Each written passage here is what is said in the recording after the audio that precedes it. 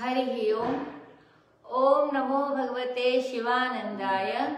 ओम नमो भगवते चिदानंदाय। ओम नमो भगवते कृष्णानंदाय। ओम नमो भगवते अखंडानंदाय। ओम नमो भगवते वासुदेवाय। श्री राम रामेति रामेति रमे रामे मनोरमे सहस्रनाम तत्तुल्यं राम नाम वरानने। श्रीराम रामेति रामेति रमे रामे मनोरमे सहस्रनाम तत्तुल्यं राम नाम वरानने। श्रीराम रामेति रामेति रमे रामे मनोरमे सहस्रनाम तत्तुल्यं राम नाम वरानने। आइए हनुमान जी बिराजिए, कथा करुमति अनुसार प्रेम सहित गादी धरू। पधारिए पवन कुमार सियावर रामचंद्र की जय। पवन सुत हनुमान की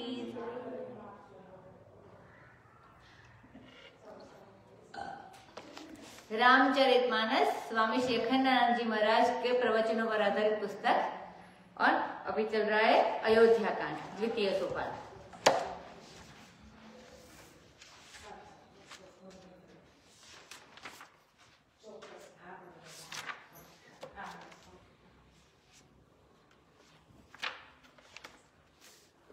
दोहा नंबर 120 पूरा हुआ भी आज। इसके बाद से जो चौपाई है वहां शुरू होगा।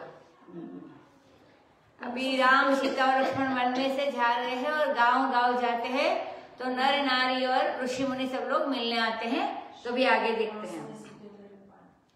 नारी स्नेह विकल बस होहि, चकई सांझ समय जनु सोहि। मृदु पद कमल कठिन मगु जानी, गहवरी हृदय कहहि बरबानी। परसत मृदुल चरण अरुणारे, सकुचति महि जिमि हृदय हमारे। जौ जगदीश इन्हि बनु दीन्हा, कसन सुमन भय मारगु कीन्हा। जो मांगा पाई विधि पाहि, ए रखियहि सखी आँखिन माहि। जे नर नारी न अवसर आए, तिन सिय राम न देख न पाए। सुनि स्वरूप जहि अकुलाई, अब लगी गए कहाँ लगी भाई। समरथ धाई बिलो कही जाई, प्रमुदित फिरहि जन्म फल पाई। अबला बालक वृद्ध जना, करमि जहि पछिताही। होहि प्रेम बस लोग इमी, रामु जहाँ जह जाहि। सियावर रामचंद्र की जय। अभी नारी स्नेह विकल बस होवे। स्त्रियां जो है, नारियां जो है, वो स्नेहवश बहुत विकल हो जाती है, व्याकुल हो जाती है। और उनकी ऐसी अवस्था हो जाती है जैसे सायंकाल चंद्र को देख के चकई की होती है। चकई माने चकवा की मादा चकवा। इनके पद कमल तो बड़े मृदुल है। वो लोग नारियां बात करी आपस में कि ये जो सीता जी है और रामचंद्र जी, तो इनके पद कमल, चरण कमल तो बड़े मृदुल है, और रास्ता बड़ा कठिन है, और वन भी बड़ा भयंकर है। यह सोचकर वे कहती है कि इनके अरुणारे जो चरण है, अरुणारे माने अरुणोदय के समय जो लाल कलर का सूर्य होता है, तो कोमल छोटा छोटा, तो ऐसे कोमल उनके चरण है। और इनका स्पर्श करने में पृथ्वी भी वैसे ही संकुचित होती है जैसे हमारे हृदय ये सब कुछ देख के संकुचित हो जाते हैं। और कहती है कि हम जब अपने हृदय से भगवान के चरणारविंद का स्पर्श करना चाहते हैं, भगवान के चरण को हमारे हृदय से स्पर्श करना चाहते हैं, तो ऐसा मालूम पड़ता है कि हमारे हृदय तो बड़े कठोर है और इनके चरण बहुत कोमल है। तो हम अपने हृदय से भी इनको छूने में संकोच जाते हैं, बड़े संकोच होता है कि वो हमारे हृदय बड़ा कठोर है और इनके चरण बहुत कोमल है। तो यह कठोर पृथ्वी संकुचा जाए, इसमें क्या संदेह वाली, वो संकुच ही जाती है, संकुचित हो जाती है। जगदीश्वर ने इन्हें वन दिया है, वन जाने की आज्ञा दी है, मतलब वो तो उन्होंने रास्ते को फूल का क्यों नहीं बनाया? अगर वन भेजना था तो पूरा रास्ता फूल का बनाना था। इनके लिए तो सुमनमय मार्ग चाहिए, मतलब फूलों वाला रास्ता चाहिए। ब्रजवासी लोग कहते हैं कि श्री राधा रानी जी की सुंदरता जब श्री कृष्ण भगवान ने पहली बार देखी तो उनके मन में आया कि छू ले राधा रानी को। फिर सोचा कि हमारे हाथ तो बड़े कठोर है, इससे इनको कैसे छुए? तो सोचा अच्छे मन की आंखों से छुए, मन के हाथ से छुए। फिर मनहु के कारण सो छुअते डरत है, मतलब मन के हाथों से, मतलब मानसिक रूप से भी छूने में डर लगता है।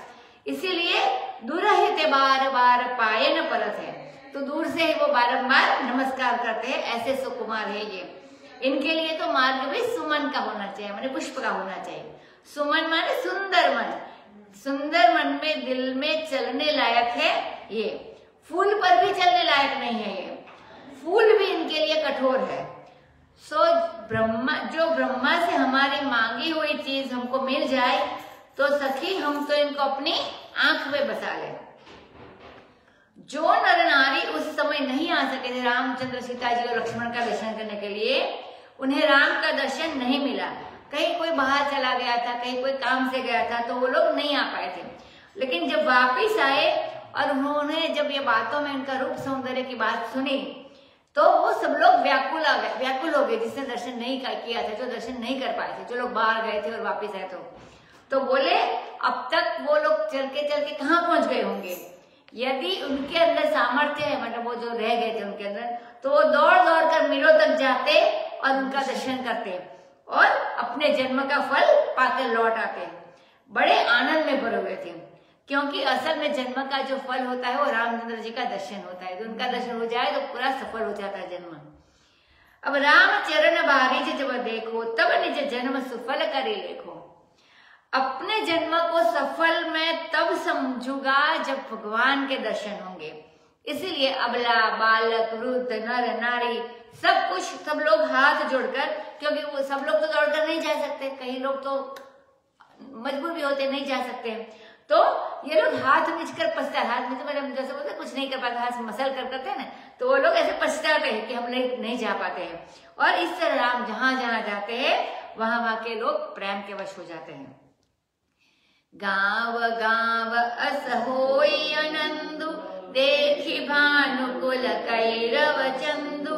जे कुछ समाचार सुनि पावहि, ते नृप रानी दोसु लगावहि।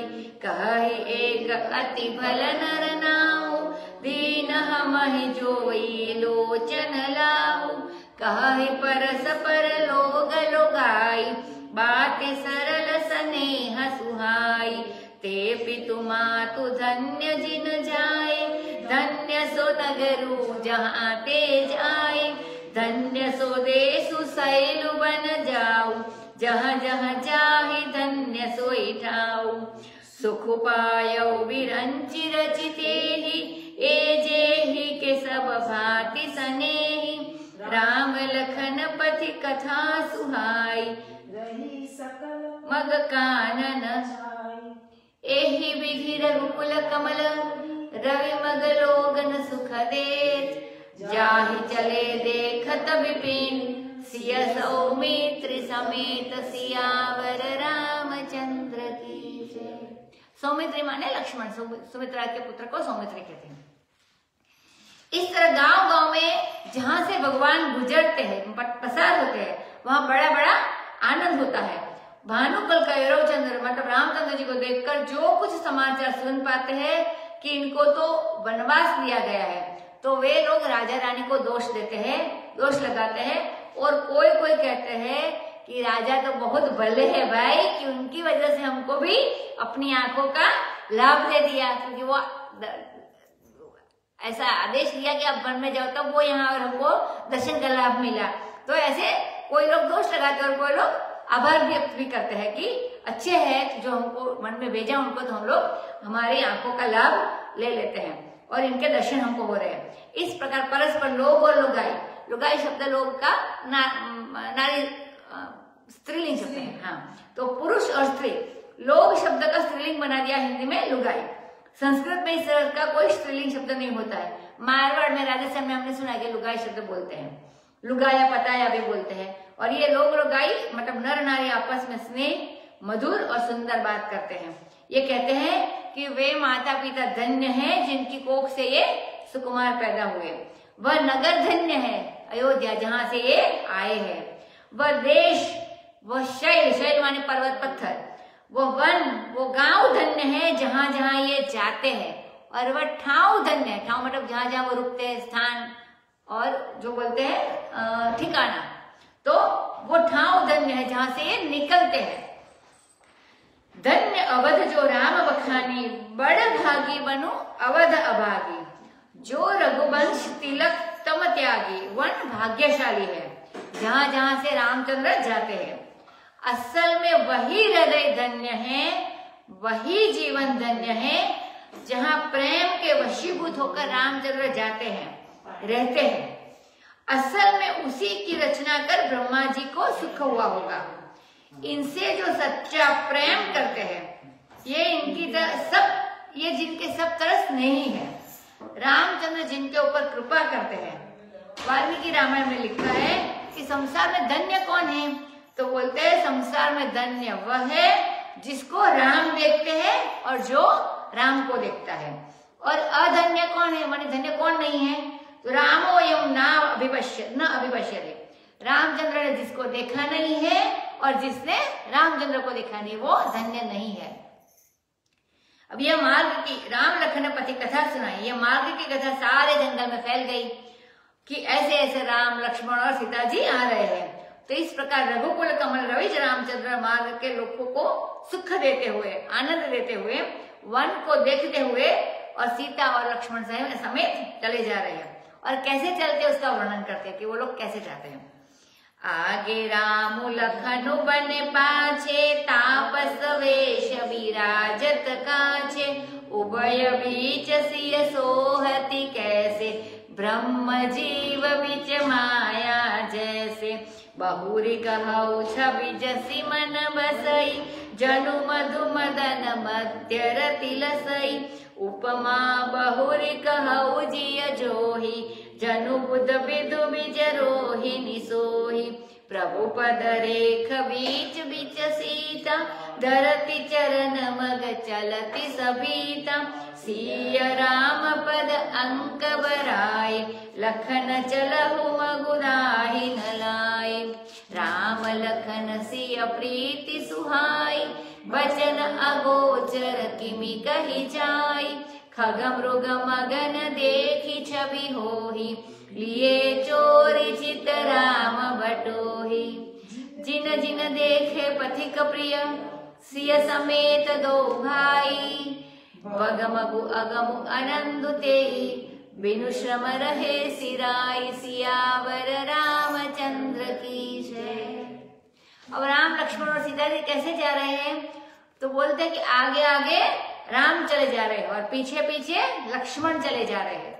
और ये दोनों कैसे हैं कि बने हैं, माने मूल रूप से वो नहीं है, स्वाभाविक रूप से नहीं है अपने। वो एक तो समझो राम जी है वो ब्रह्म रूप है और लक्ष्मण जी है वो अवतार रूप है। मतलब ये लखनु बने पाछ है, मतलब वो लक्ष्मण ओरिजिनल तो नहीं है, वो तो ओरिजिनल तो आत्मा ही है, तो वो बने हैं, मूल स्वभाव नहीं है उनका, स्वाभाविक रूप से नहीं है वो।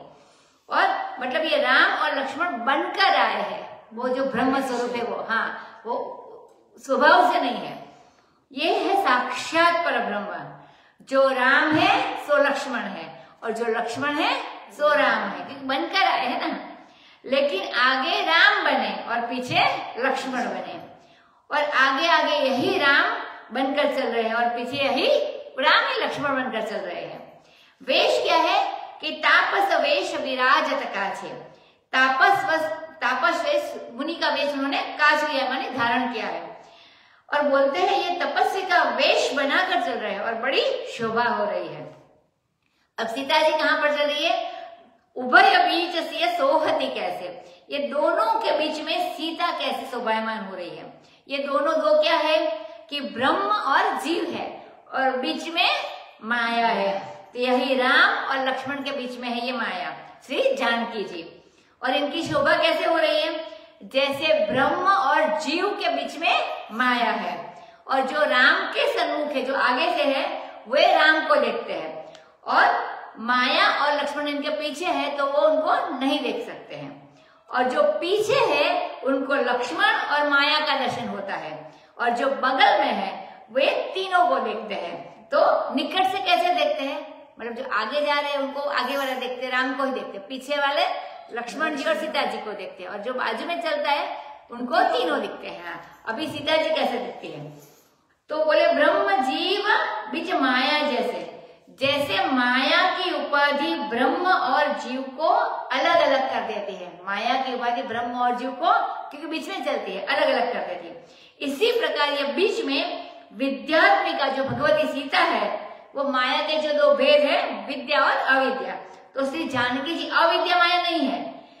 जिसके वश में होकर जीव भवकूप में, मतलब संसार सागर में पड़ गया है, वह अविद्या माता है, अविद्या माया है। और जो विद्या माया है वह भी माया ही है, और माया की ही वृत्ति है विद्या। परंतु अब माया विद्या अविद्या की विरोधी नहीं होने के कारण यह उसको निवृत्त कर देती है, और यही माया रावण के मरने में, रावण को मारने में बीच में आती है। सीता जी के कारण ही रावण का हुआ ना वो। इसके बाद गोस्वामी जी काव्य की रीति से बताते हैं कि जैसे चारों ओर वसंत फैल गया हो, वसंत ऋतु हो गया हो, और देवता के रूप में वर्णन करते हैं कि हमारे मन में जैसे छवि बसती है, वह मैं वर्णन करता हूँ। गोस्वामी जी कहते हैं मानो मधु और मदन के बीच, मधु माने वसंत, मधु माने वसंत ऋतु का उपलक्षण है, और जैसे वसंत और काम के बीच में रति शोभायमान हो रहे, कामदेव की पत्नी, तो रति शोभायमान हो रही है, ऐसे जानकी जी लगती है। तो यह काव्य हुआ। फिर अपने हृदय में सोच विचार करके मैं उपमा देता हूँ। गोस्वामी जी कहते जनो बुध विदु विचार रोहिणी सोही, कैसे, तो जैसे चंद्रमा और बुध के बीच में रोहिणी हो। अभी चंद्रमा का पुत्र है बुध और रोहिणी है चंद्रमा की पत्नी, तो इसीलिए चंद्रमा के पीछे रोहिणी चल रही है, इसके पीछे बुध चल रहा है। यहाँ पे क्या है कि लक्ष्मण जी पुत्र के समान है राम सीता के, तो और रोहिणी जी जो विदु की चंद्र की पत्नी है, तो विदु की पत्नी है, तो रामचंद्र विदु चंद्र है, वो उपमा देते हैं रामचंद्र जी को, और रोहिणी चंद्र की पत्नी है, वो सीता जी के समान है, और लक्ष्मण पुत्र के समान है। तो जैसे माता पिता के साथ पीछे पीछे पुत्र चल रहा हो, ऐसे लक्ष्मण जी पीछे पीछे चल रहे हैं। और मधु मदन मध्य रति रसई, मतलब मधु और मदन मित्र भी है, जैसे रामचंद्र जी और लक्ष्मण जी भाई है, सखा है, इसलिए वहां वसंत की उपमा दी श्री सीता जी की। और ब्रह्म जीव बीच माया जैसे मैं दार्शनिक दृष्टि से उपमा दी, और यहाँ ग्रहों के समान भी उपमा दी, तो चंद्रमा ग्रह तो उसके हिसाब से भी बता दिया। इस प्रकार अब कुशलता का वर्णन करते हैं कि कैसे जाते हो, कि सीता जी जब पांव रखती है तो श्री रामचंद्र जी के चरण के जो चिन्ह हैं उन पर हमारे पांव न पड़े, इसलिए दो पांव के बीच में, दो डग के बीच में जहां पे जगह होती है वहां पांव रखते हुए सीता जी चलती है। मतलब रामचंद्र जी का जो चरण पर वो चिन्ह है उसको बचा के चलती है। हाँ, यह उनकी सुशीलता है, और यह पातिव्रत्य भी है कि अपने पति के चरणों की रेखा को बिगाड़ते हुए नहीं चलना चाहिए, अपने पति के चरणों की रेखा की रक्षा करते हुए, संभालते हुए चलना चाहिए, और बड़े भय से, मतलब सभीत होकर कि कहीं हमारे पांव उनके चरणों की रेखा को बिगाड़ न दे, ऐसे कुशलता से चलती है। अब लक्ष्मण जी कैसे चलते ये बताते हैं, वो वर्णन करते हैं कितना शिष्टाचार है और कितनी सुशीलता है राम जी, लक्ष्मण जी में और सीता जी में, कितना विनय और कितना आदर है कि लक्ष्मण जी जब चलते हैं तो सीताराम दोनों के चरण चिन्ह को बचाकर चलते हैं। तो वो कैसे चलते हैं कि जिस रास्ते जहां से वे चलते हैं सीताराम दोनों, तो उसका थोड़ा दाहिना करके चलते हैं, मतलब वो साइड से चलते हैं, बाएं से, या पद चिन्ह को रौंदते हुए, मतलब बिगाड़ते हुए वो नहीं चलते हैं, दोनों के सीताराम के, उसका अपमान नहीं करते हैं, बल्कि उसको दाहिने करते हुए चलते हैं। राम लक्ष्मण और सीता की जो प्रीति है वह वचन अगोचर है, इंद्रियातीत है, माने वाणी से उसका वर्णन नहीं किया जा सकता। तो फिर कैसे कहे, औरों की तो बात छोड़ो, खग मृग जो नभचर है, मतलब आकाश में उड़ने वाले, और जो थलचर है, जमीन पर रहने वाले, वे भी उनकी छवि को देखकर मोहित हो जाते हैं, क्योंकि बटोही राम मानी यात्री राम, बटोही मानी यात्री राम। तो ये रास्ते में चलते हुए इनके चित्त चुरा लिए सारे नभचर और थलचर के। पशु पक्षी का चित्त भी भगवान रामचंद्र ने चुरा लिया है। फिर मनुष्य के संबंध में तो क्या कहना, वो तो चुरा ही लेते हैं।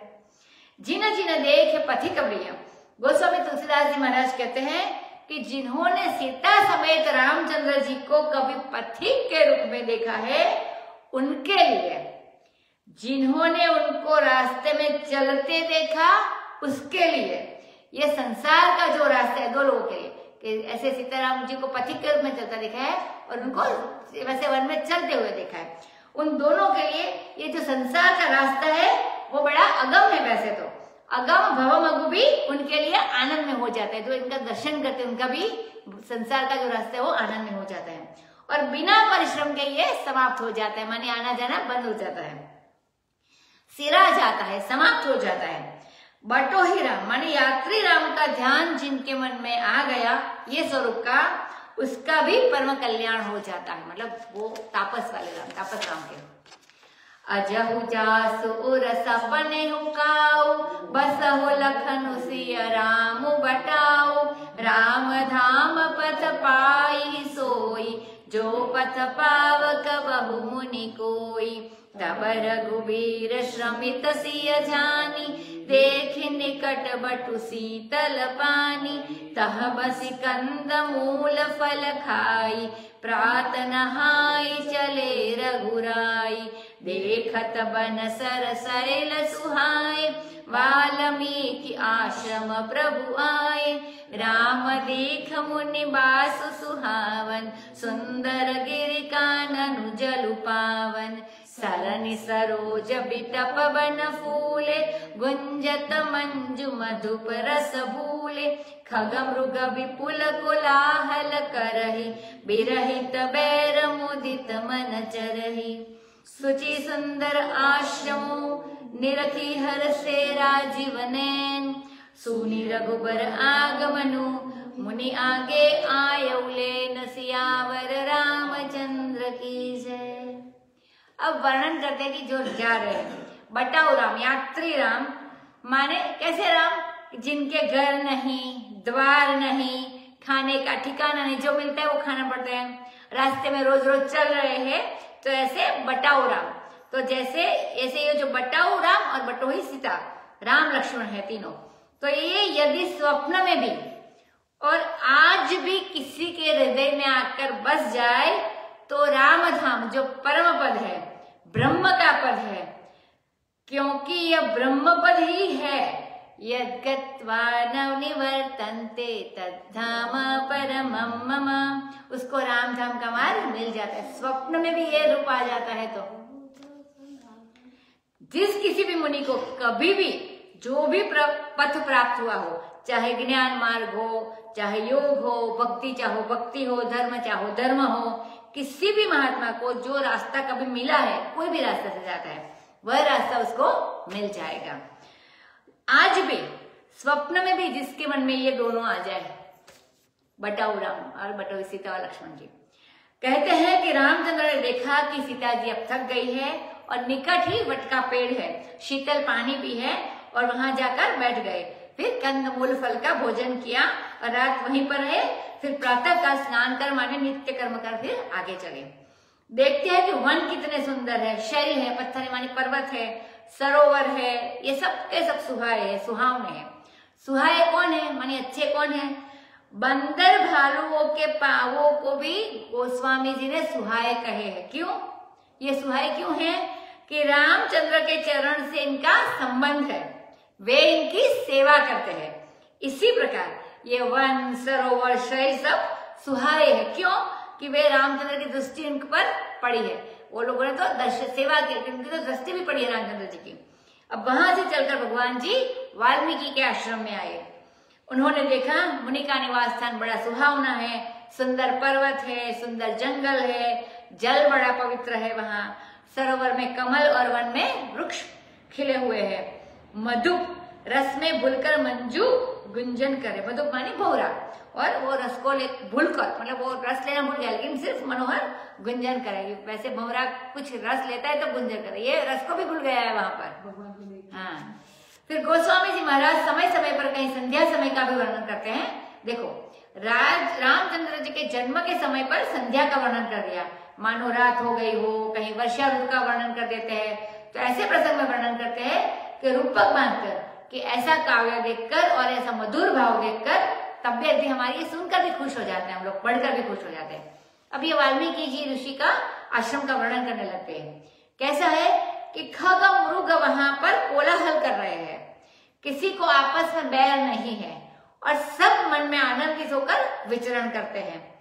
सेठों के मकान तो बड़े सुंदर होते हैं लेकिन वो पवित्र नहीं होते हैं, और कहीं कहीं स्थान तो बड़ा पवित्र होता है लेकिन देखने में सुंदर नहीं होता। यहाँ पे तो सब कुछ पवित्र भी है, सुंदर भी है, परंतु वाल्मीकि जी का आश्रम शुचि भी है, पवित्र भी है और सुंदर भी है। आश्रम माने वो जगह जहां रहकर मनुष्य अपने धर्म का निर्वाह करे। श्रम पड़ा हुआ है आश्रम में, आश्रम में श्रम शब्द आता है। निकम्मे लोगों के लिए आश्रम नहीं होता, उनको अपने हिस्से का श्रम करना चाहिए, उसको आश्रम बोलते हैं। अब उसको देखकर राजीव नयन, रामचंद्र जी के नयन को राजीव नयन बोलते, तो राजीव नयन से रामचंद्र जी आनंदित हो गए। रघुवर का आगमन सुनकर वाल्मीकि जी मुनि उनको लेने आ गए। मुनि कहु राम दंडवत कीन्हा, आशीर्वाद विप्रवर दीन्हा। देखि राम छवि नयन जुड़ाने, करि सन्मानु आश्रम ही आने। मुनिवर अतिथि प्राण प्रिय पाए, कंद मूल फल मधुर मगाए। सिय सौमित्र राम फल खाए, तब मुनि आश्रम दिए सुहाए। वाल्मीकि मन आनंद भारी, मंगल मूर्ति नयन निहारी। तब कर कमल जोरि रघुराई, बोले वचन श्रवण सुखदाई। तुम त्रिकाल दर्शी मुनिनाथा, विश्व बदर जिमि तुमरे हाथा। अस कहि प्रभु सब कथा बखानी, जेहि भांति दिन बनुरानी। तात वचन पुनि मातु हित, भाई भरत असराऊ। मो कहु दरस तुम्हार प्रभु, सबु मम पुण्य प्रभाव। सियावर रामचंद्र की जय। अब रामचंद्र ने मुनि को दंडवत प्रणाम किया। वाल्मीकि जी मुनि उनको लेने के लिए आए, और ये उनकी प्रीत, उनकी उदारता और उनका सौशील्य। प्रातः ऐसा नहीं होता कि ऋषि राजकुमार को लेने जाए, लेकिन ये तो ब्रह्म थे, क्योंकि किसी राजकुमार को लेने के लिए कोई जाता नहीं है, ऋषि तो नहीं जाता, कोई भी महात्मा राजकुमार को लेने के लिए कहीं नहीं जाएगा। बात यह हुई कि ये जानते हैं कि ये भगवान है। यहाँ गोस्वामी जी ने कहा कि वाल्मीकि जी विप्रवर है, ब्राह्मण श्रेष्ठ है। कई लोग नहीं जानते हैं कि ये ब्राह्मण है। अध्यात्म रामायण में भी ये बात स्पष्ट आई है। कहते हैं कि अहम पुरा किरातेषु किरातैः सह वर्तितः, जन्म मात्र द्विजत्वं में शूद्र आचरतः सदा। कैसे बताते हैं कि मैं रहा तो कोलबिलों में, लेकिन मैं जन्म से ब्राह्मण था। और उसके बाद वाल्मीकि जी बात करते हैं, इसके बाद बड़ी भारी तपस्या कर, मरा जप कर, उल्टा नाम जप कर ये दुराचारी से सदाचारी हो गए हैं। माने ये विप्रवर है, ज्यादा लोगों को पता नहीं है। उन्होंने आशीर्वाद दिया कि आज हमारा विप्रपना, ब्राह्मणपना सफल हुआ। भगवान जी को आशीर्वाद देने का मिला ना, कि आशीर्वाद देने के लिए राम जी मिले, और रामचंद्र जी की छवि देखकर उनके नेत्र ठंडे हो गए। बड़ा सम्मान करके आश्रम में ले आए। हमारे महात्मा वाल्मीकि को प्राण प्रिय अतिथि मिले। राम जी इनके प्राण प्रिय और अतिथि के रूप में आए हैं, तो बहुत खुश है। मधुर कंद मूल फल उन्होंने मंगवाए। इसका अभिप्राय है कि ताजे ताजे मंगवाए, ऐसे दिए ऐसा नहीं लिखते, मंगवाए। भरद्वाज ऋषि के आश्रम में तो पहले रखे हुए थे। बड़े बड़े मीठे फल प्रयागराज में रहते हैं, क्योंकि वहां बहुत लोग उनके पास आते हैं। प्रयागराज तो शहर है, तो वहां पे मिलने के लिए लोग ज्यादा आते हैं, तो वहां पे मंगवा कर रखते हैं, इसलिए हमेशा तैयार रहता है। और ये महात्मा तो वन में रहते हैं, तो वहां कभी कभार कोई अतिथि आता है, तो इसलिए जितना चाहिए उतना ही रहता है। तो उसी समय उसने रामचंद्र जी लक्ष्मण जी सीता जी के लिए ताजा मंगवाया। अब सीता लक्ष्मण और राम जी ने फल खाए। खाने के बाद आश्रम दिया। आश्रम दिया माने कहाँ कौन सोएगा, कहाँ कौन रहेगा, यह सब बता दिया।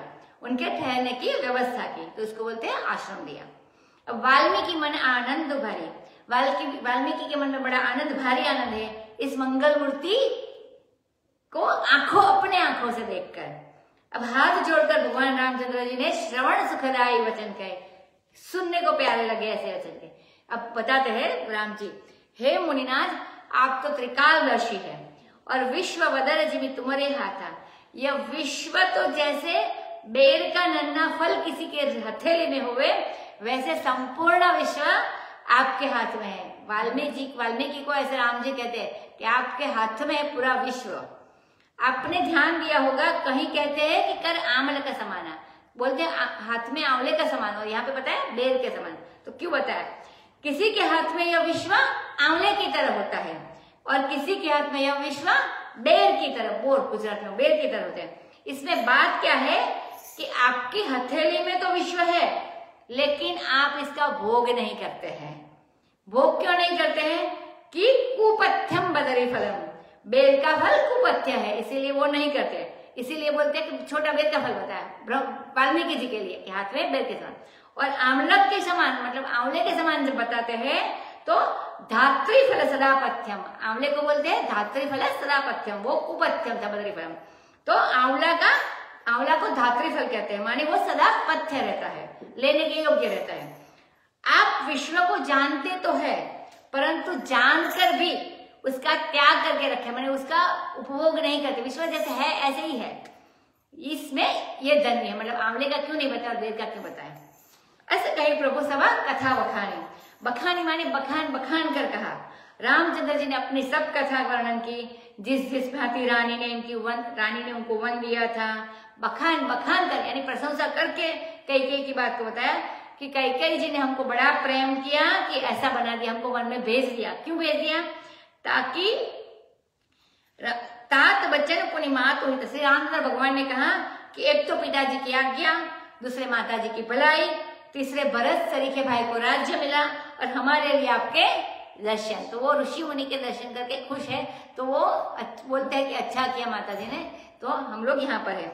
और यह सब हमारे पुण्य का प्रभाव है, जो ये चारों बात इकट्ठी हुई कि पिता ने वनवास दिया, माता ने भलाई की और भरत को राज्य मिला और हमको वनवास मिला, तो हमको आपका दर्शन मिला। तो चारों बात इकट्ठी हुई, वो हमारे पुण्य का प्रभाव है।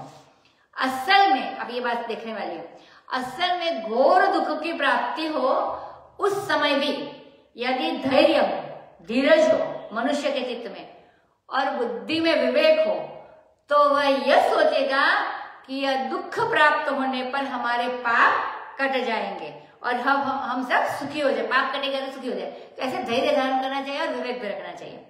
और वह यह सोचेगा कि यह दुख नहीं है, हमको यह तपस्या है।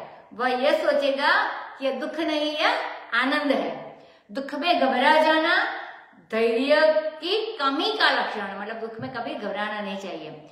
और बुद्धि में विवेक की भी कमी का लक्षण, अगर हम घबरा गए दुख में तो हमारे में बुद्धि की भी, धैर्य भी नहीं है और विवेक भी नहीं है, तो ऐसा माना जाता है। तो दुख में कभी घबराना नहीं चाहिए। अब रामचंद्र जी कहते हैं कि हमको तो आपका दर्शन मिला, यह वन में आना हमारे लिए पाप का फल नहीं है, यह तो हमारे पुण्य का प्रभाव है। मानी ये धैर्यशील है और विवेक है, तो ऐसे खुश रहते और मानते भी है।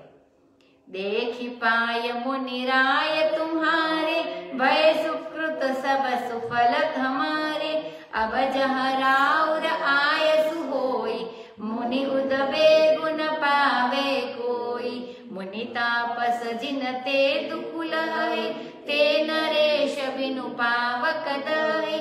मंगल मूल विप्र परितोषु, दहई कोटि कुल भूसुर रोषु। असजिय जानि रो जाऊ, सिय सौमित्र सहित जह जाऊ। तह रुचि रुचिर परन तृणसाला, बासु करौ कुछ काल कृपाला। सहज सरल सुनि रघुवर वाणी, साधु साधु बोले मुनि ज्ञानी।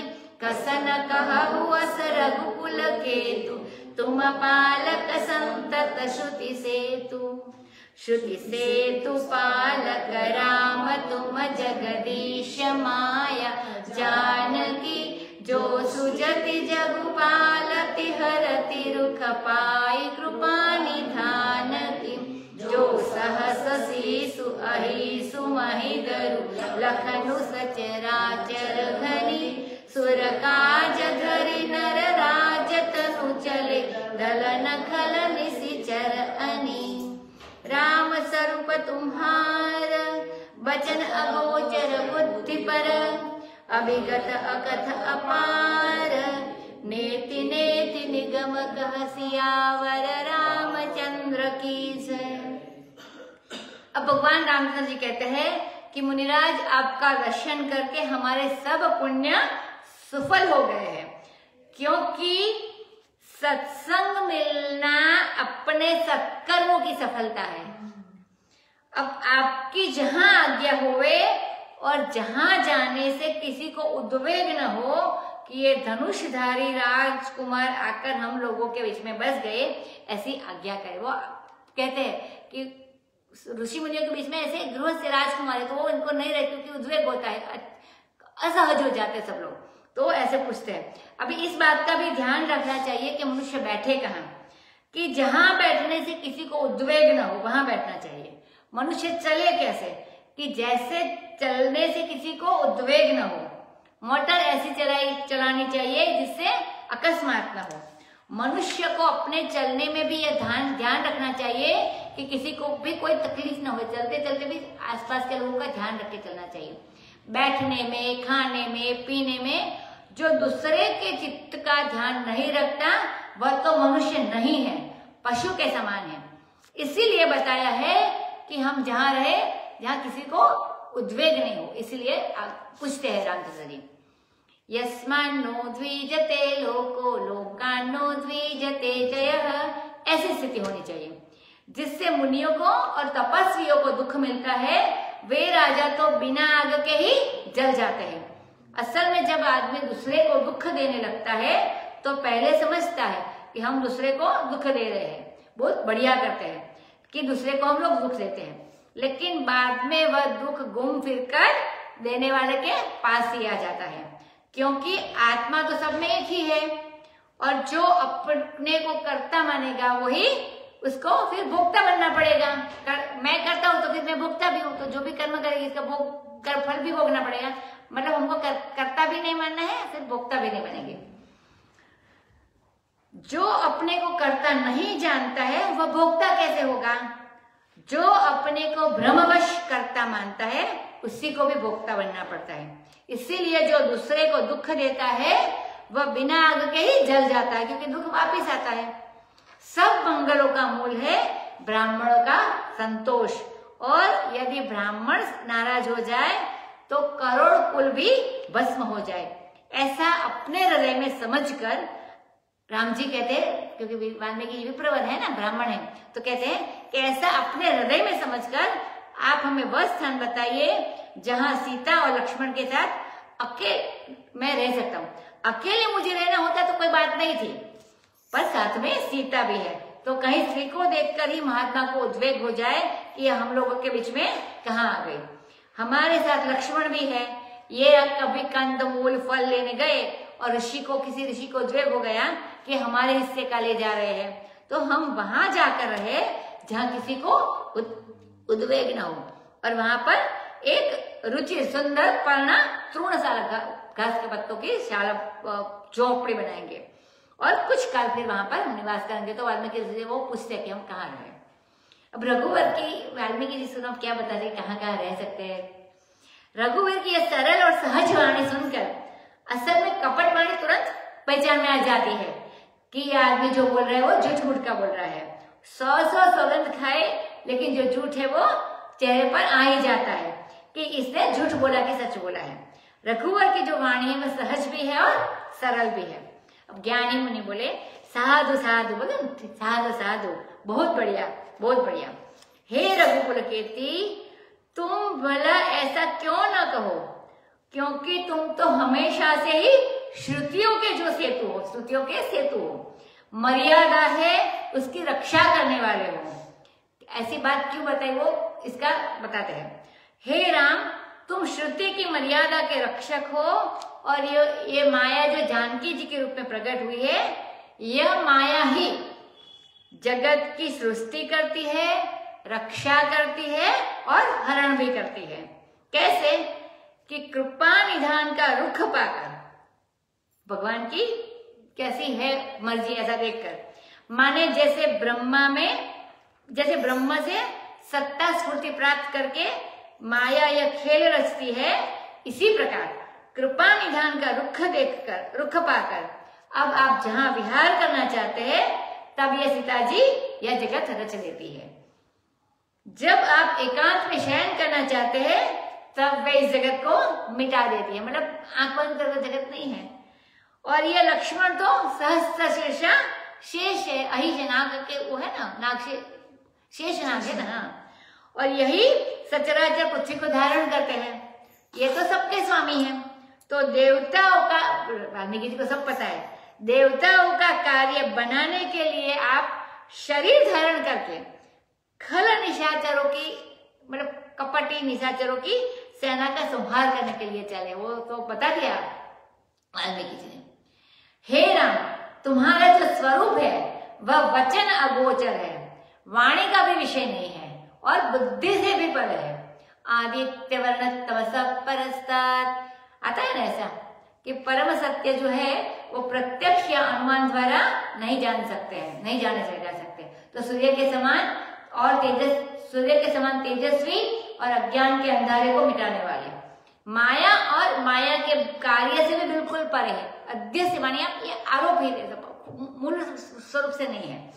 किसी इंद्रिय के द्वारा, किसी प्रमाण के द्वारा जो व्यक्त न हो उसे अव्यक्त कहते हैं। अविगत माने अव्यक्त, न व्यज्यते के नापि प्रमाणे न कयापि विद्या इति अव्यक्तम।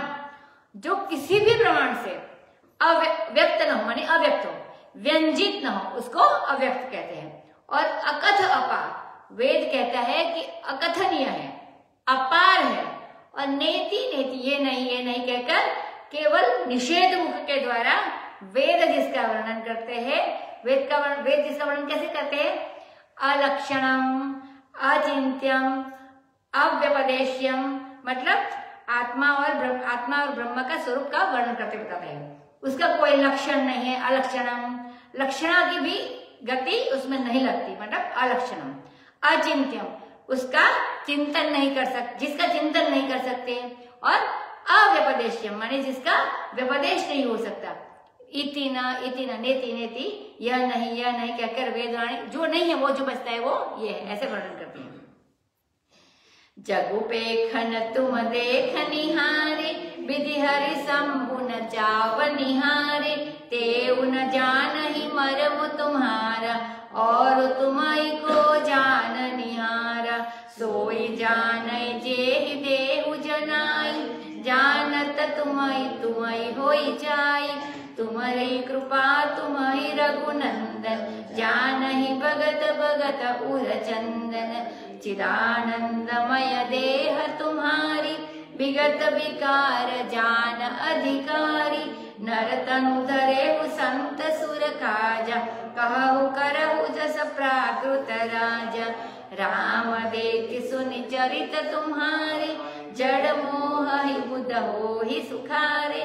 तुम जो कहु सब साचा, जस कछि चाहि अनाचा। पूछे मोहि कि रहो कहाँ, मैं पूछत सकुचाऊ।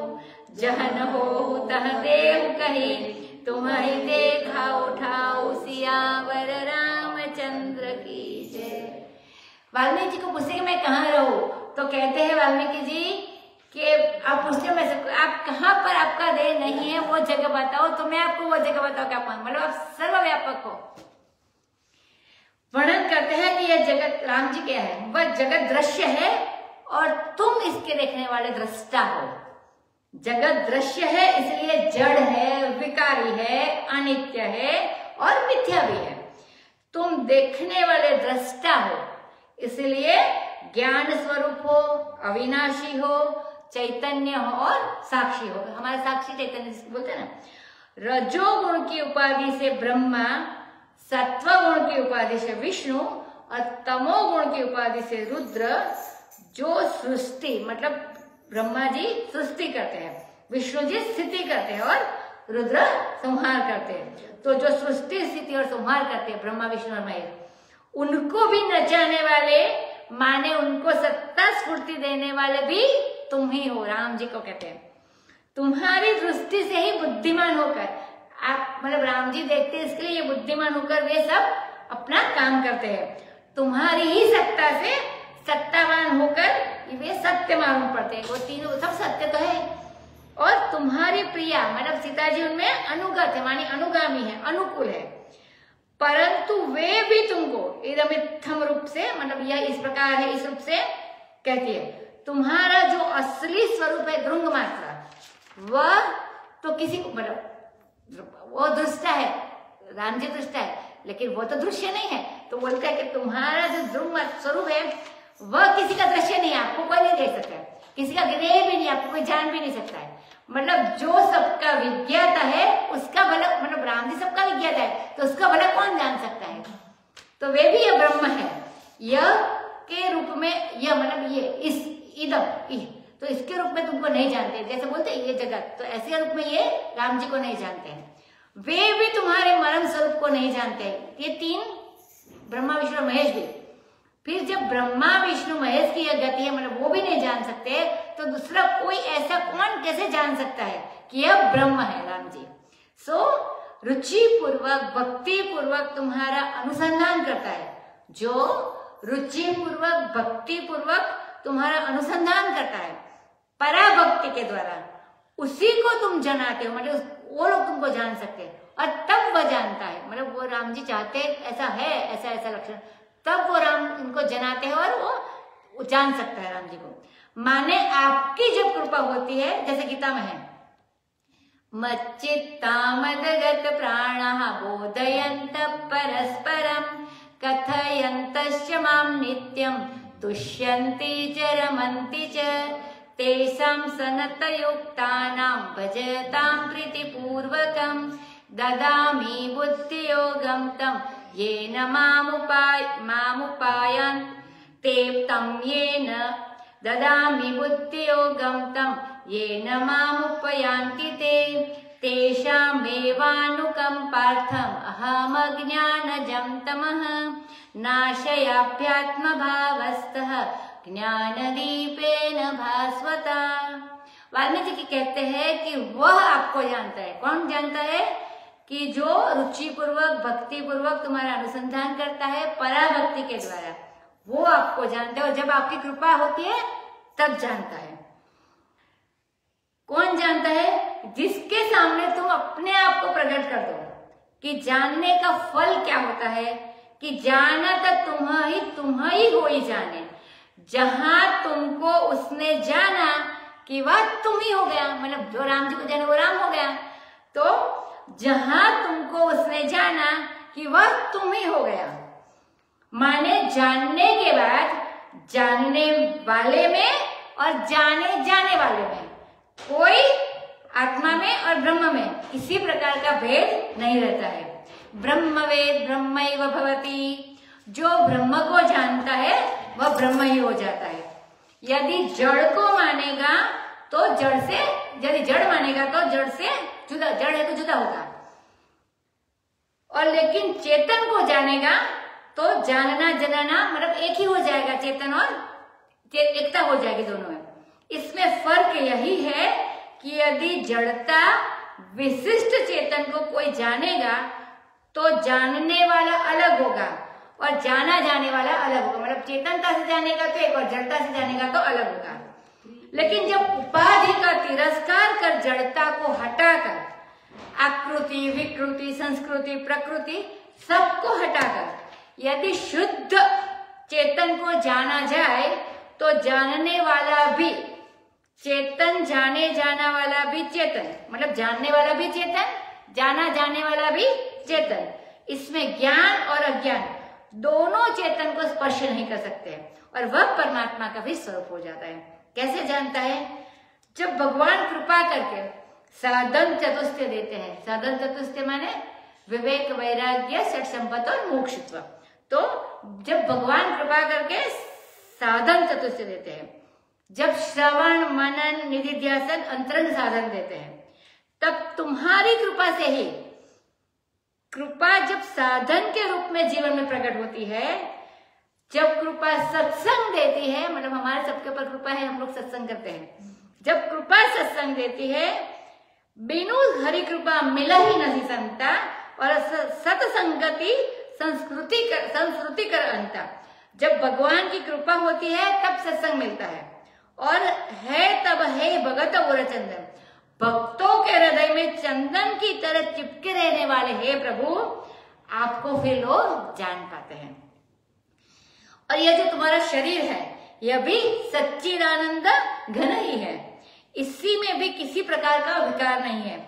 परंतु इस बात को कौन जान सकता है? अधिकारी पुरुष जानता है। माने जब मनुष्य जान लेता है कि ब्रह्म के सिवाय दूसरी कोई वस्तु नहीं है, यह ज्ञान पहले हो लेगा, तब यह बात समझ में आएगी कि यह रामाकार भी परब्रह्म परमात्मा ही है, ब्रह्म रूप ही है।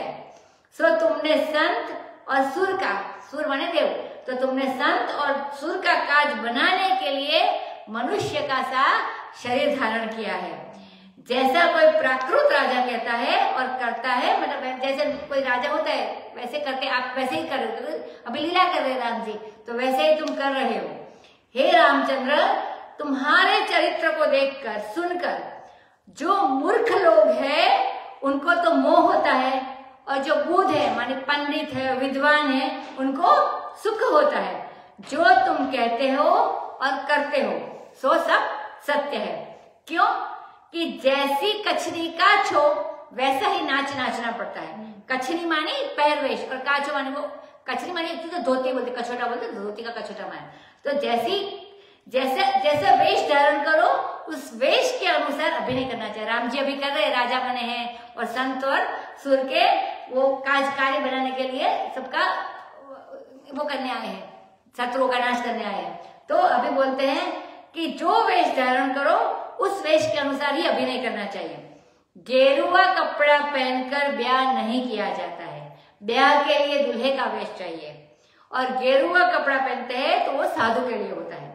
जैसा वेश हो उसके अनुसार अपना कर्तव्य पूरा करना चाहिए, उसके विपरीत नहीं करना चाहिए। अब पूछते हैं कि तुमने मुझसे पूछा कि मैं कहाँ रहूं। सो प्रश्न के बदले प्रश्न करना ये अच्छा नहीं लगता है, अभिनय वो माना जाता है। अभी स्वामी जी बोलते हैं, हम लोग एक बार कहीं जा रहे थे तो एक विरक्त महात्मा मिले, खपड़िया बाबा के नाम से वो मशहूर थे। तो हमारे एक साथी ने पूछा कि कहाँ से आ रहे हो। तो जो विरक्त थे वे बोले कि तुम कहाँ से पूछ रहे हो, माने जिस दृष्टि से तुम पूछ रहे हो उस दृष्टि से आपको हम बता रहे। तो एक महात्मा ने एक बार पूछा कि कहाँ से आ रहे हो, तो बोले आना जाना कहाँ। तो ये ब्रह्म दृष्टि से बोले कि वहां तो कुछ आना जाना होता ही नहीं है। मतलब कहने का अभिप्राय यह है कि रामचंद्र ने अपने अवतार की दृष्टि से प्रश्न किया था कि मैं कहाँ रहूं, क्योंकि राम जी के रूप में बोला, मतलब राजा के रूप में पूछा कि मैं अब कहाँ रहूं। ब्रह्म की दृष्टि से तो पूछना ही नहीं था, तो कहाँ रहूं। अब वाल्मीकि जी महाराज कहते हैं कि मुझे प्रश्न पर प्रश्न करने में संकोच होता है, लेकिन जहां न हो तहां देहु कही। जहां तुम नहीं हो वह जगह पहले बताओ कि तुम कहां नहीं हो, तब मैं तुम्हारे रहने की जगह बताऊं। अर्थात तुम सब जगह पहले से ही मौजूद हो, रहने के लिए मैं स्थान बताने का सवाल कहाँ हुआ। तुम जहां न हो तहां देहु कोई, तुम्हारा देह कहाँ पर नहीं। सुनि मुनि बचन प्रेम रस साने, सकुचि राम मन महु मुस्काने। वाल्मीकि हंसी कहि बहोरी, बानी मधुर अमिय रस बोरी। सुनहु राम अब कहु निकेता, जहाँ बसहु सिय लखन समेता। जिनके श्रवण समुद्र समाना, कथा तुम्हारी सुभग सरिनाना। बरहि निरंतर होहि न पूरे, तिनके हिय तुम कह गृह रूरे। लोचन चाटक जिन रहहि तरस जलधर अभिलाषे।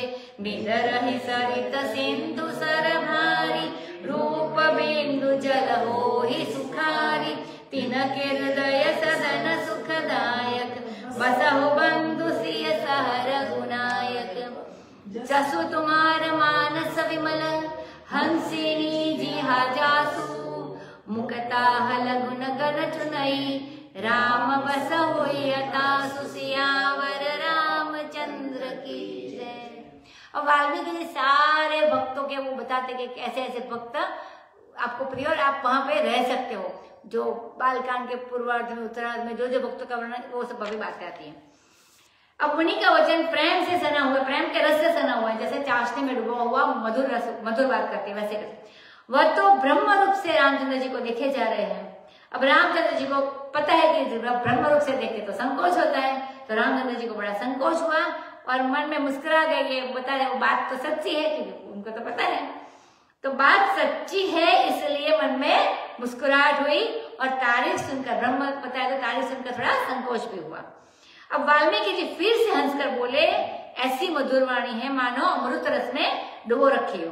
बोले राम सुनो, अब मैं तुम्हारे रहने की जगह बताता हूँ। यह बात भी ईश्वर दृष्टि से कही गई है, राजा की दृष्टि से नहीं कही गई। जहां बसहु सिया लखन समेता, तुम अकेले नहीं सीता और लक्ष्मण के समेत रहना, साथ रहना।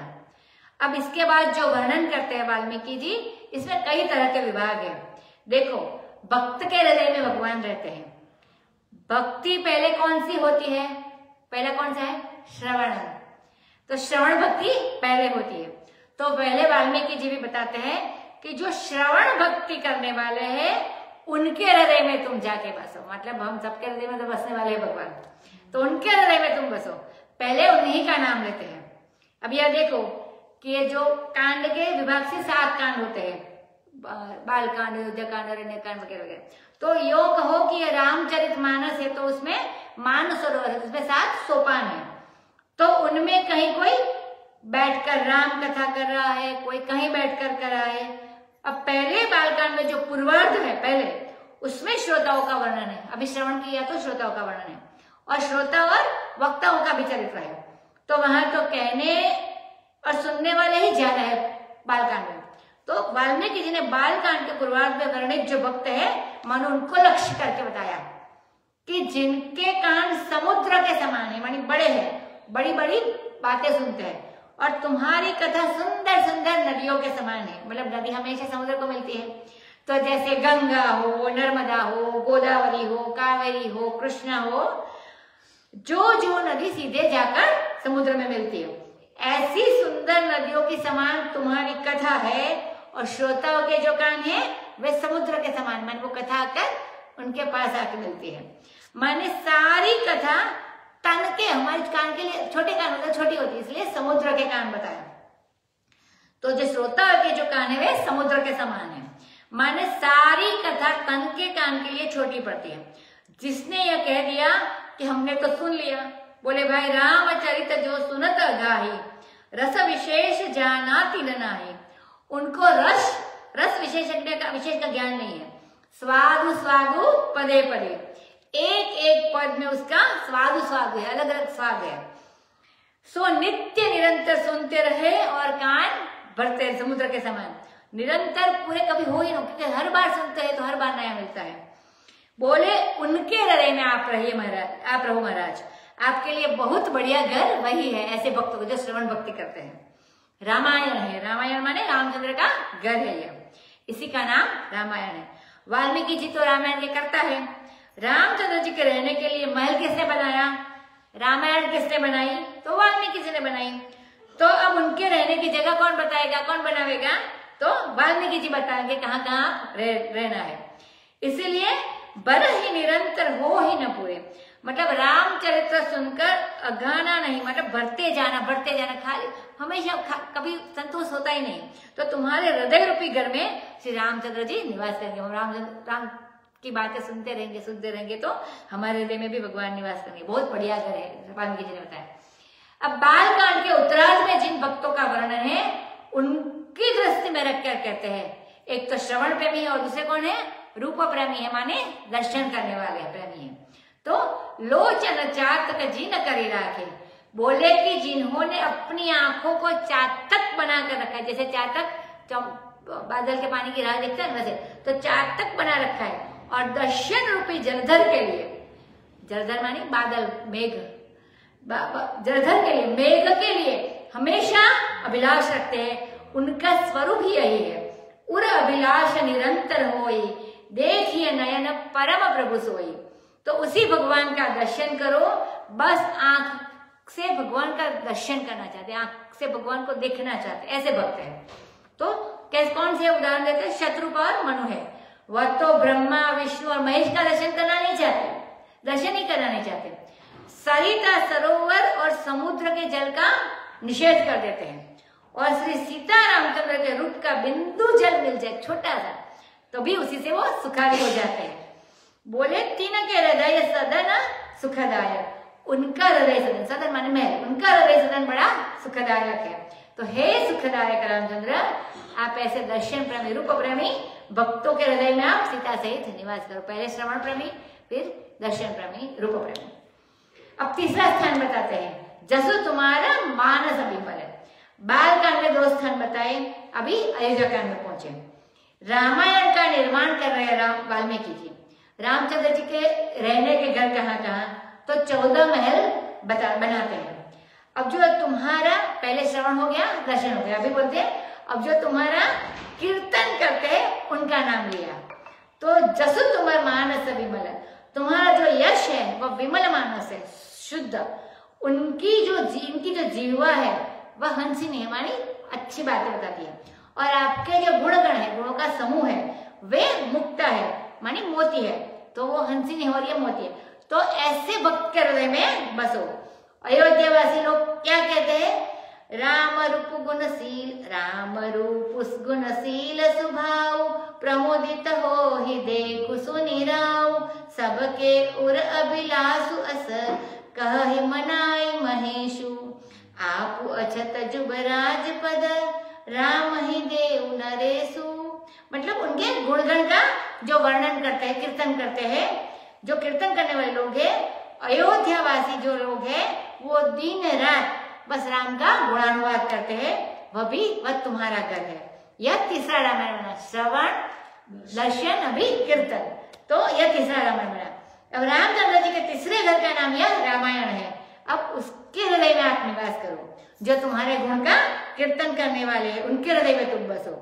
और यह बात अयोध्या कांड के पूर्वार्ध में जिन भक्तों का वर्णन आया है, वे गुणग्रामरत है, मैंने उनका निरूपण किया। अभी आगे बताते हैं। प्रभु प्रसाद सुचि सुभग सुबासा, सादर जासु लहै नितनासा, तुम्हें निवेदित भोजन करहि, प्रभु प्रसाद पट भूषण धरहि, शीस नवहि सुर गुरु द्विज देखी, प्रीति सहित करि विनय विशेषी, करनित करहि राम पद पूजा, राम भरोस हृदय नहीं दूजा, चरण राम तीरथ चली जाहि, राम बसहु तीन के मन माहि, मंत्र राजुनित जपहि तुम्हारा, पूजहि तुम्हि सहित परिवार, तर्पण होम करहि विधि नाना, विप्र जेवाई देहि बहुदाना, तुम ते अधिक गुरहि जिय जानी, सकल भाय सेवहि सनमानी, सब कर मागहि एक फलु, राम चरण रति हो, तिनके मन मंदिर बसहु, सिय रघुनंदन दो, सियावर रामचंद्र की जय। इसका वर्णन करते हैं, पूरा करते हैं।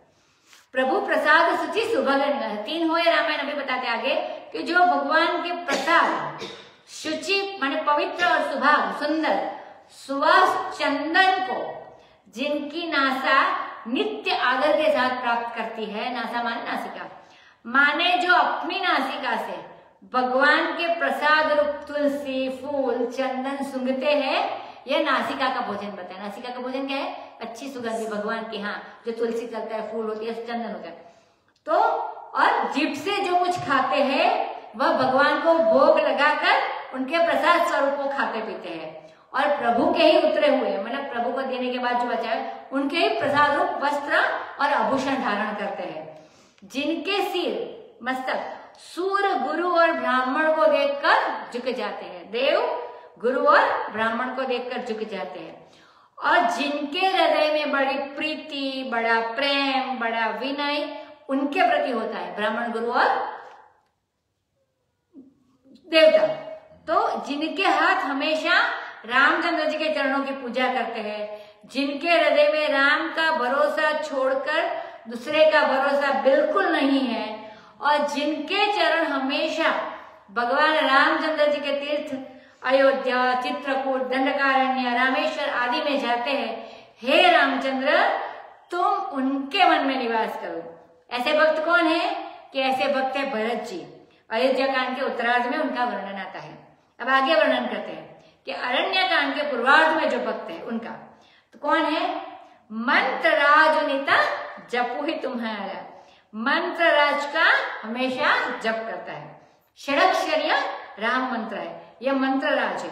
दीक्षा लेकर हमेशा उस मंत्र का जप करते हैं और परिवार सहित तुम्हारी पूजा करते हैं। माने सीता जी की भी पूजा करते हैं, लक्ष्मण जी की भी पूजा करते हैं, हनुमान जी की भी पूजा करते हैं, पूरा राम दरबार। श्री राम यहाँ पे है ना, श्री राम पंचायतन की पूजा करते हैं और अपने परिवार सहित तुम्हारी पूजा करते हैं दोनों। और गृहस्थ हुए तब तो उनके परिवार होगा और परिवार सहित भगवान की पूजा करेंगे, और यदि उनके परिवार नहीं होगा तो भगवान तो परिवार है ही, तो परिवार सहित भगवान की पूजा करते हैं और तर्पण करते हैं और होम करते हैं, हवन करते हैं, नाना प्रकार से, विविध प्रकार से। इसकी विधि है जप करने की। कितना जप करना? तो जप का 10 तर्पण करना, माने 1 लाख करो तो 10,000 जप तर्पण करो। जप का 10 तर्पण करना, और तर्पण का 10 होम करना। होम भी करते हैं कभी, तो होम करना, और फिर उसका 10 ब्राह्मण भोजन कराना। तो इसके 10 करके इतने ब्राह्मण को भोजन कराना जब जप करता है, तो वो इसका विधि है। यह सब जब मंत्र का जप किया जाता है तो उसका अनुष्ठान होता है। बोलते कि हमने अनुष्ठान किया, तो ऐसे होता है कि जप का 10 तर्पण करना, तर्पण का 10 होम करना, और होम का 10 ब्राह्मण भोजन कराना। तो यह सब मंत्र का जप किया जाता है तो उसका अनुष्ठान होता है। पहले जप बताया, फिर तर्पण बताया, फिर होम बताया, फिर ब्राह्मणों के लिए भोजन बताया। और प्रभु तुमसे भी अधिक अपने गुरु को जानकर जो सर्वभाव से सम्मान पूर्वक उनकी सेवा करते हैं, यहाँ तुमते अधिक गुरु ही जिया जाने। पूजा की ऐसी पद्धति है।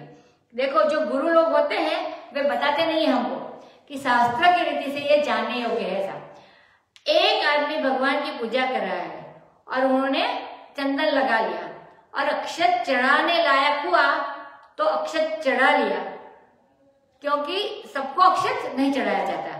शंकर भगवान को अक्षत चढ़ता है, विष्णु भगवान को चंदन के बाद अक्षत नहीं चढ़ता है। अब तुलसी चढ़ानी है और इसी बीच में गुरु जी आ गए तो क्या होगा? तो बोलते, एक कहेगा कि पूजा कर ले, पूरी भगवान की तुलसी चढ़ा ले, तो तब जाकर उनको प्रणाम करें। लेकिन नहीं, वह तो तुलसी भगवान को चढ़ाने के लिए हाथ में उठाया था, वह जाकर गुरु जी के पर चढ़ेगी, वह भगवान पर नहीं चढ़ेगी। यह धर्मशास्त्र में जो गुरु पूजा का विधान है उसमें गुरु की इतनी महिमा बताई है। तुमते अधिक गुरु ही जिया जानी, कि हम तो अभी पूजा कर रहे हैं या नहीं, जो बीच में है, लेकिन गुरु जी आए तो तुलसी गुरु जी को चढ़ेगी। इंद्रद्युम्न राजा वो पूजा कर रहा था भगवान की, और बीच में अगस्त जी आ गए तो वो नहीं उठे, तो उन्होंने कहा जा तू हाथी हो जा, क्योंकि तू अभिमानी है, स्तब्ध है, बैठे बैठा ही रहा। सो इस संबंध में शास्त्र के जो निर्णय है वे बड़े विचित्र है, मतलब अनोखे है। तो तुम्हें ते अधिक गुरु ही जिया जाने, भगवान से भी बड़ा गुरु को समझकर, मतलब गुरु में भी ब्रह्म ही है ना, तो गुरु को समझकर जो सर्वभाव से सम्मान करके उनकी सेवा करता है, और चाहे जप करे, तर्पण करे, होम करे, कुछ भी करे, उसका एक लक्ष्य है। सब करी मांग ही एक फल, यह भक्ति की विशेषता है। कर्म की विशेषता है कि कर्म अनेक करो, परंतु उसका लक्ष्य हो कि अंतःकरण शुद्ध होकर हम भगवत प्राप्ति के योग्य हो जाएं। वो भक्ति का आगे बता दिया, अभी कर्म का बताया। कर्म अनेक करो परंतु लक्ष्य हमारे अंतःकरण की शुद्धि हो, ताकि हमको भगवत प्राप्ति हो जाए। भक्ति की विशेषता यह है कि उसमें अपनी चित्त वृत्ति अनेक भले हो गए, परंतु लक्ष्य उसका एक ही बना रहे, और वह लक्ष्य भी कोई संसारी लक्ष्य नहीं होना चाहिए कि संसार के लिए हमको ये प्राप्त, ऐसा नहीं होना चाहिए। नारद जी ने भगवान की भक्ति की और उनसे जाकर प्रार्थना की कि हे भगवान, विश्व मोहिनी राजकुमारी से हमारा विवाह करा दो। तो भगवान ने कहा, हमारे जप तप का, हमारी पूजा का यह फल है कि तुम अपना सत्यानाश पर करने पर, मतलब जो भी मांगते थे मिल सकता था, लेकिन आपने ये मांगा तो यानी सत्यानाश करने पर तुले हुए हो, तैयार हो, नहीं मिलेगा। भगवान भक्त की भी देखता है, तो जाओ वानर हो जाओ। पहले आया था, कभी याद हो तो, नारद जी को वानर बना दिया था, तो उनको वानर बना दिया। अब सबु करी मांग एक फल, एक फल माने भगवत रति, भगवत में प्रेम, भगवान में प्रेम, भगवत से प्रेम, उनके चरणों में रति हुए, उनके चरणों में प्रीति हुए। वाल्मीकि जी कहते हैं कि उनका मन मंदिर है और उसमें आप सब परिवार सहित निवास करें। ऐसे भक्त के मन में, ऐसे भक्त हैं वे अरण्य कांड के पूर्वार्ध में मुनि हैं, निषदिनु देव जपत है और भजे सशक्ति सानुज, और गुरुपद सेवा तिसरी भगति अमान, और जोग यज्ञ तप व्रत कीन्हा, प्रभु कहाँ देई भगति बरलीना। यह भगवान की पूजा है। तो आगे वर्णन करते हैं। फिर कल बुधवार तो नहीं होगा, सत्संग होगा, तो अभी अगले सोमवार को होगा। वहां पे कर सकते हैं। श्री राम जय राम, जय जय राम, श्री राम जय राम, जय जय राम, श्री राम जय राम, जय जय राम, श्री राम जय राम, जय जय राम, श्री राम जय राम, जय जय राम, श्री राम जय राम, जय जय राम। कथा विसर्जत होत है, सुनहु वीर हनुमान, राम लखन जानकी सबका करो